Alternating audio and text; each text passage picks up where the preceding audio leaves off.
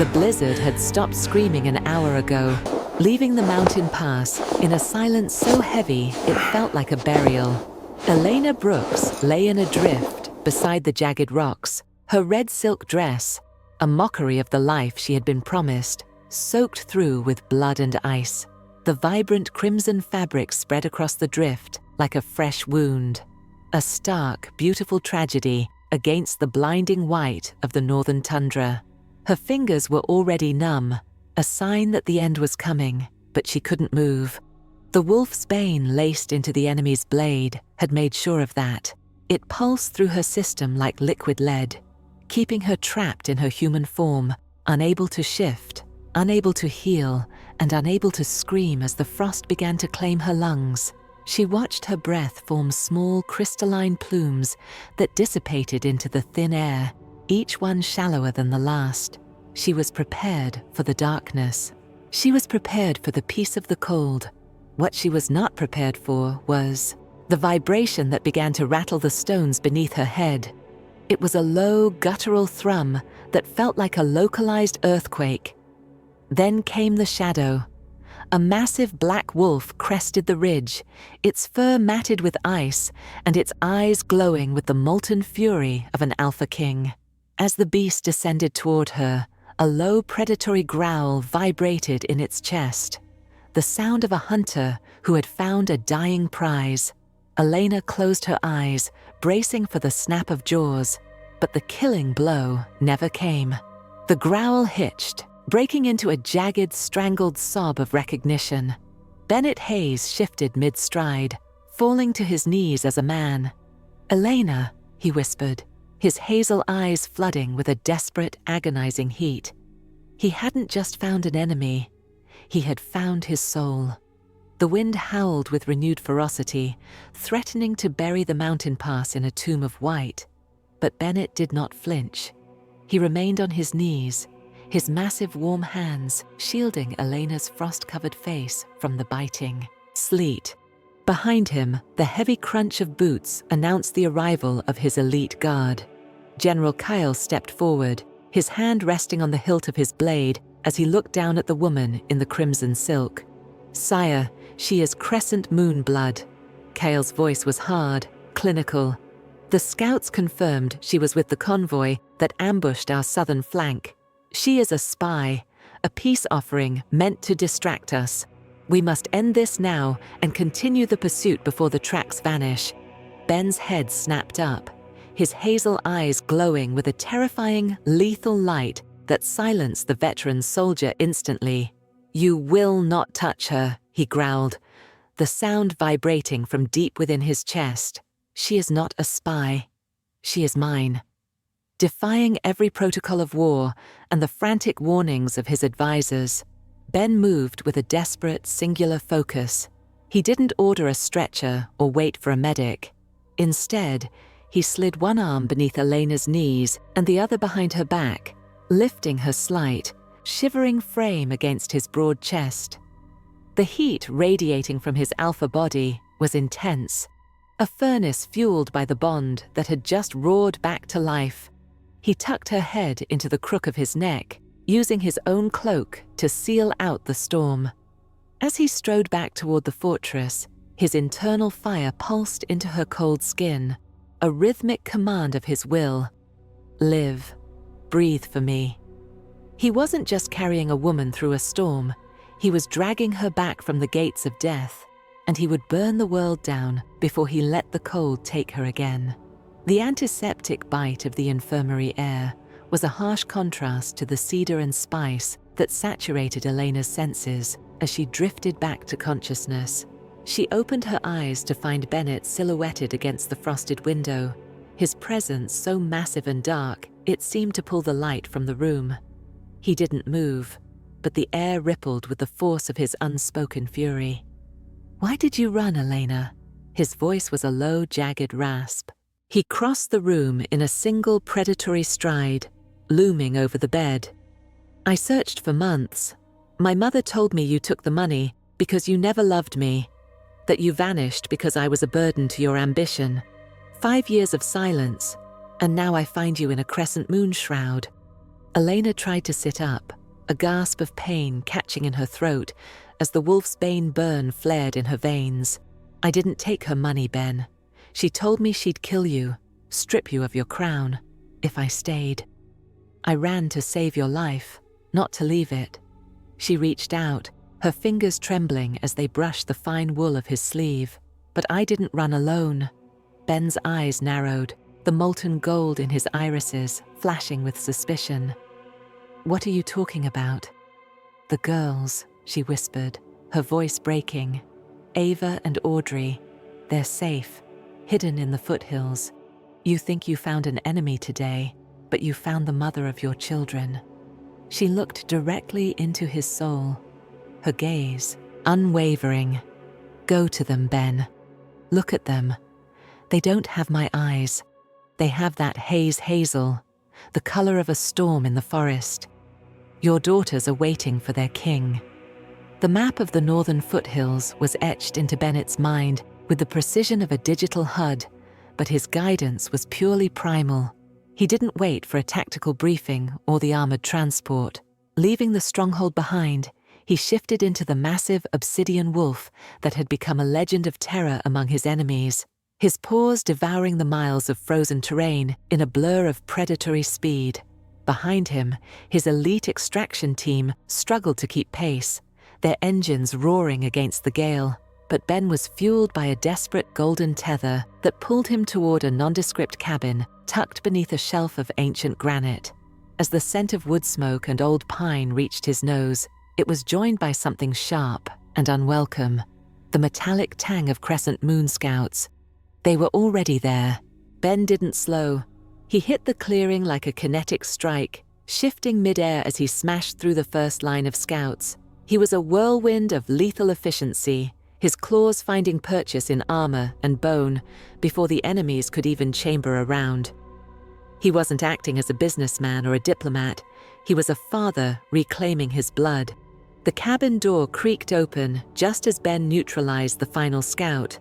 Two small, terrified faces peered out from the shadows of the porch. Ava and Audrey. They were huddled together, their small hands trembling. But as Ben stepped into the light, his hazel eyes glowing with a protective fire, the fear in the clearing vanished. The golden pull hummed between them, a physical bridge of recognition.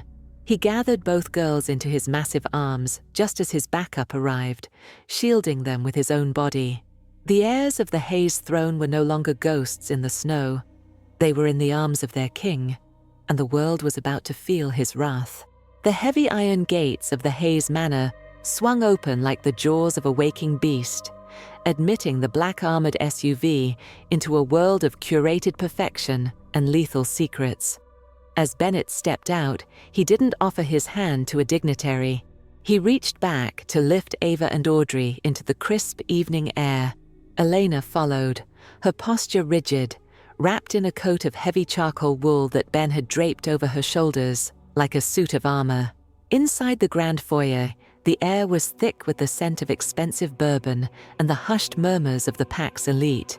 They had gathered under the guise of mourning the late matriarch, but their eyes were hungry for scandal.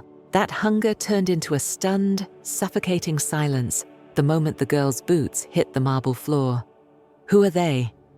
a high-ranking elder whispered, her champagne glass trembling. The scandal didn't need words to propagate. It was written in the girls' faces. As Ava and Audrey looked around the cavernous room, their curiosity overrode their fear. They looked up at the towering portraits of Hayes' ancestors, and the overhead chandeliers caught the gold-flecked fire in their irises. The Hayes Hazel was unmistakable, a biological signature that no lie could erase. The crowd parted like a retreating tide as Ben led them toward the center of the room. He didn't offer explanations. He simply placed his large hands on the girls' shoulders, his shadow looming large and protective over them. The bastard heirs had arrived, and as the elite realized these children carried more of the Alpha King's power in a single glance than his siblings had in their entire lives, the foundations of the pack's hierarchy began to crumble. The secret was out. The future of the Hayes Empire didn't belong to the schemers in the room, but to the two little girls standing in the shadow of the king. The air inside the Hayes family chapel was stifling, thick with the scent of lilies and the hushed, treacherous whispers of the mourning elite. Bennett stood near the mahogany casket, his face a mask of iron, but his alpha senses were tuned to a frequency far sharper than the priest's monotonous drone. He felt the shift in the room's energy before he heard it, a cold, jagged spike of malice radiating from the alcove where the twins had been settled. Moving with the silent lethality of a shadow, Ben stepped behind a heavy velvet curtain to find his sister Victoria looming over Ava and Audrey. Her sharp chin was tilted down, her eyes narrowed into venomous slits as she gripped Ava's small wrist. "You think those eyes make you special," Victoria hissed, her voice a low, serrated edge. "You are a mistake, a human stain on this family's legacy. When the cameras are gone, you'll disappear just like your mother did. Don't get used to the warmth." The girls were trembling, their large hazel eyes shimmering with unshed tears, but they remained silent, a testament to the survival instincts Elena had carved into them. The fury that erupted in Ben's chest was primal, a golden fire that threatened to burn the very chapel to the ground. He stepped into the light, his presence so sudden and overwhelming that Victoria jumped, her face draining of color. "Let go of my daughter, Victoria," Ben growled, the sound vibrating in the floorboards. The realization hit him with the force of a physical blow. The 5 years of agony, the check, the lies. It hadn't just been his mother. The rot was deeper. The betrayal had come from the very woman who shared his blood. He pulled the girls into the safety of his shadow, his gaze promising a reckoning that would make the winter storm look merciful. "The memorial is over. Your exile, however, is just beginning." The dust motes danced in the shafts of moonlight, piercing through the library's floor-to-ceiling windows, casting long velvet shadows over the leather-bound volumes of the Hayes history. Elena stood by the mahogany desk, her silhouette, slight but unyielding against the backdrop of a world that had once tried to erase her. When Bennett entered, his presence was a low-frequency hum, a heavy warmth that settled the frantic beating of her heart. Without a word, Elena reached into the pocket of her cardigan and placed a yellowed, crisp slip of paper on the desk. It was the $5 million check, signed by the late matriarch, the ink now a faded testament to an old woman's cruelty. "She told me this was the price of your future," Elena whispered, her voice steady despite the memory of the threats that had once shattered her. "She said if I stayed, she would destroy the very empire you were building. I kept it as a reminder, not of the money, but of the lie that I could ever be bought away from you." Bennett's gaze dropped to the check, his hazel eyes flashing with a sudden molten heat that bordered on feral. He didn't pick it up. Instead, he reached for the silver lighter on the desk. With a flick of his thumb, a small flame erupted, reflecting in his dark irises. He touched the fire to the corner of the paper, watching as the numbers and the Hayes family crest curled into blackened ash. "My mother lived a life of transactions, Elena, but you are my destiny," he growled, the golden thread of their bond tightening until she could feel his very pulse. He stepped into her space, his large hand cupping her jaw with a tenderness that defied his alpha strength. "Your worth is written in my blood, not in a bank account. I vow to you now, no one will ever put a price on your head or your heart again.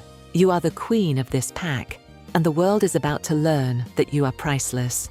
The crystal chandeliers of the Hayes ballroom pulsed with a frantic rhythmic light as the gala's orchestra was silenced by the sudden shattering of the grand skylight. Glass rained down like diamond shards, and before the elite guests could scream, dark figures in tactical gear descended on silk ropes. The GI Crescent Moon Pack had come to reclaim their property, and they had timed their strike for the moment the king was most exposed.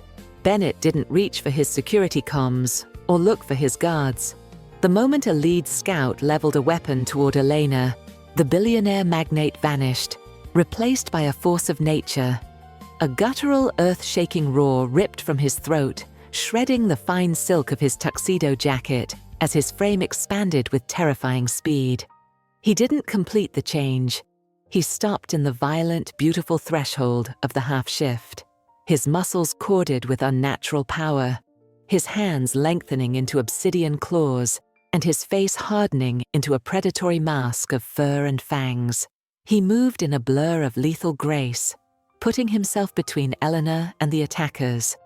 With a single sweeping strike of his claws, he tore through the lead scout's armor, the sheer force of his alpha pheromones pinning the remaining infiltrators to the floor in primal submission. The 8 wealthy donors and politicians cowered in the corners, watching in breathless awe as the man they thought was just a businessman transformed into a god of war. Bennett stood amidst the wreckage, his golden hazel eyes glowing with a terrifying ancient light. He was covered in the blood of his enemies, his chest heaving as he hovered over Elena with possessive ferocity. In that moment, the facade of the millionaire was gone forever. The world finally saw the truth. He was a wolf first, and he would tear the world apart to keep his mate safe. The air in the high-security boardroom was cold enough to frost the glass, heavy with the scent of ozone and the impending storm of an alpha's judgment. Bennett sat at the head of the obsidian table, his fingers steepled, watching as Victoria and Julian shifted in their designer suits, their faces pale under the harsh LED lights. The board of directors sat in petrified silence as Ben slid a tablet into the center of the table, projecting a web of encrypted transactions and shell companies onto the wall. 5 years ago, a check was cut from the Hayes estate to silence a woman who carried the future of this pack. Ben began, his voice a low, terrifying rumble that vibrated through the floorboards. But the rot didn't stop with a payoff. While I built this empire, my own blood was siphoning its lifeblood, funneling millions into the Crescent Moon Pack to fund an insurgency that was never meant to succeed, only to keep me distracted. Victoria tried to speak, her mouth opening in a silent gasp of denial, but Ben silenced her with a single golden-eyed glare that forced her back into her seat. The evidence is absolute. You didn't just betray your king, you sold your family to our enemies. He stood, his shadow stretching across the room like a dark shroud. By the power of the alpha blood and the authority of this board, you are hereby stripped of the Hayes name. Your titles are revoked, your assets are frozen, and you are cast out from the protection of this pack. As security moved in to escort his siblings into the exile they had once designed for Elena, Ben turned his back on them. The throne was clean at last, and the reckoning was complete. The golden light of a setting sun washed over the Hayes estate, turning the once foreboding stone fortress into a beacon of warmth. A year had passed since the snows of the Northern Pass nearly claimed her, and Elena Brooks stood on the marble terrace, no longer a fugitive or a secret, but the crowned Lunar Queen. She watched as Ava and Audrey raced through the manicured gardens, their laughter echoing against the mountains that had once been her prison. They moved with the grace of young wolves, their hazel eyes, the unmistakable mark of their lineage, sparkling with a joy that had been hard won. The enemy's bride had become the beating heart of the kingdom. Under Elena's influence, the Hayes territory had transformed. The cold, transactional nature of the old guard had been replaced by a fierce, protective compassion. The walls were no longer built to keep people out, but to offer sanctuary to those the world had discarded. A heavy, familiar warmth settled behind her, and she didn't need to turn to know Bennett was there. His presence was a grounding force, his alpha scent of cedar and rain enveloping her. He wrapped his arms around her waist, pulling her back against his broad chest as they watched their daughters play. The billionaire who had once ruled with ice now led with a fire stoked by the bond they shared, a bond that had survived betrayal, exile, and the brink of death. "They look like you," he whispered into her hair, his voice thick with a contentment he had never known before. Elena leaned her head back against his shoulder, looking out over the thriving empire they had built together. She had been left to freeze in the white silence, but she had risen to lead in the gold. The winter was over. Their legacy had just begun.